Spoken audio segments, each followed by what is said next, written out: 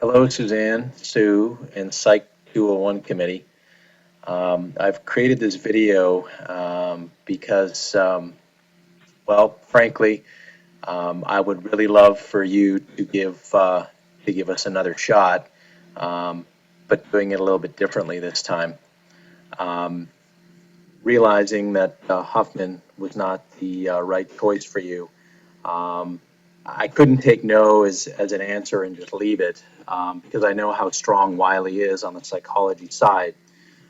Suzanne, when you and I talked, I briefly showed you this title that you're looking at here by Kummer called Psychology Around Us. And we were very quick to dismiss it because of the apparent 2012 copyright.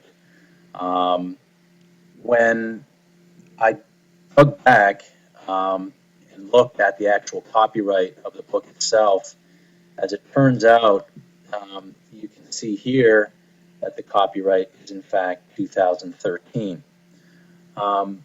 The reason I dug back to it is because from my meeting with you, Suzanne, it turns out that the points that you brought up, and particularly your most recent feedback to me by email, that the Huffman book really just didn't hit some of those detailed topics, um, brought me back to this book because this book does. So let me first introduce the book again on a higher level, again called Psychology Around Us. Again, a very practical book, very practical approach. Um, and if we go to the table of contents, uh, you can see here that there are a total of 16 chapters. I want to highlight some of the things that we've talked about and I've really gotten to know in terms of what you are looking for. Um, just to give you an overview of the key features of the chapters, you can see here that every chapter has a chapter opener. That chapter opener, as it shows here, is a vignette that really brings out the power of psych in a practical notion. Um, and then shortly thereafter, you have the chapter objectives really shown beautifully right up front for the students so that there is no mystery. So here you can see learning objective 1, define the basic activities of memory and describe 2 major models of memory.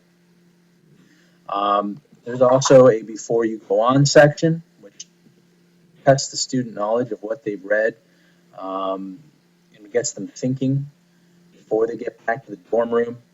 Um, Also a tying it together section, an added tying it together section about common everyday activities that relate to the topic that was taught. And you have an end of chapter summary. And what I think is most powerful for you, given your mention of the importance of resources and videos in particular, is that every single chapter contains a video lab activity.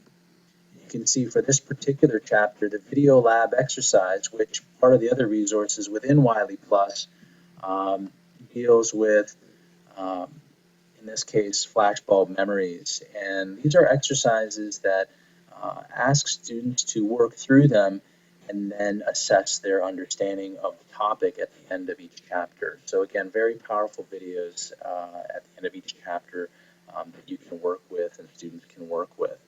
So let's hit some of the points that the Huffman book fell short on. And I'm going to go directly into the title.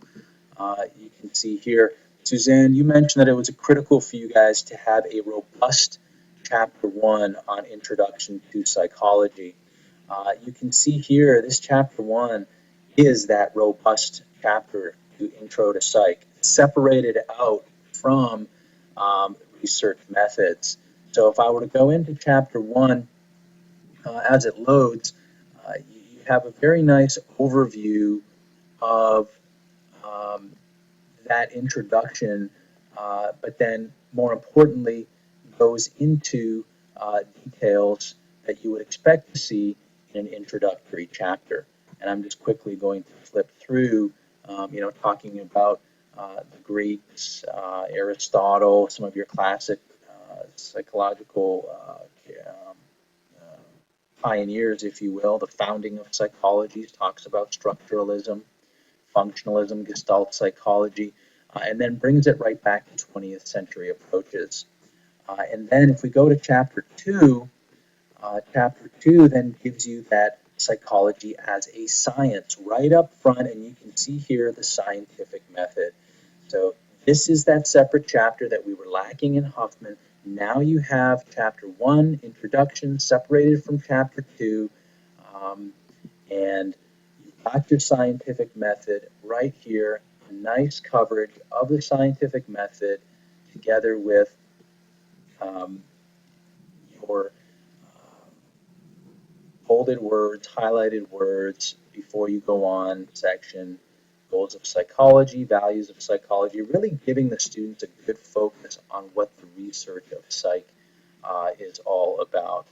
And here again, you can see how do psychologists conduct research, flow chart showing the steps within the research cycle, and picking research methods. So as you requested, a more robust research chapter, one that is distinct and its own chapter.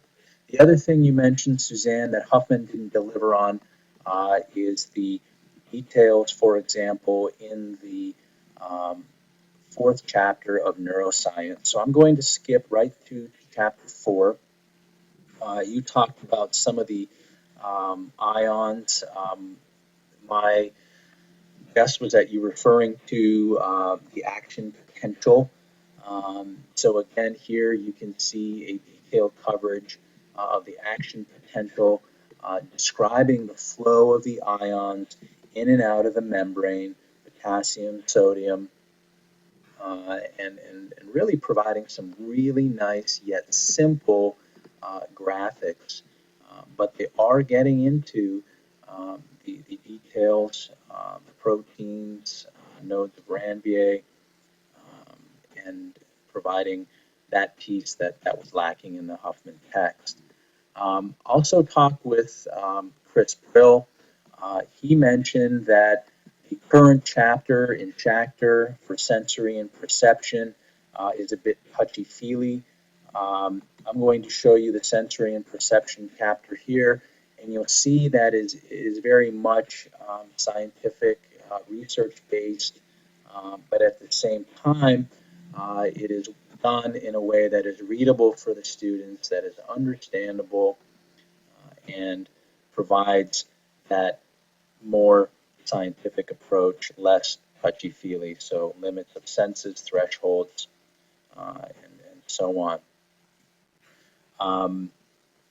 So those are some of the things that I wanted to touch on briefly about this Hummer book that ideally, had we not been thrown off by what was apparently a 2012 copyright, which is in fact a 2013, and quite honestly, Suzanne, I think it was just also having to do with my lack of familiarity with this title, and I'm glad I dug deeper, and I certainly hope that this will provide for another opportunity to consider this Wiley title, which is very much in line with what we had been talking about. So I have sent you a CourseMark copy of this digital ebook so that you can flip through this on your own as I've been taking a look at it in more detail. And I would greatly, greatly appreciate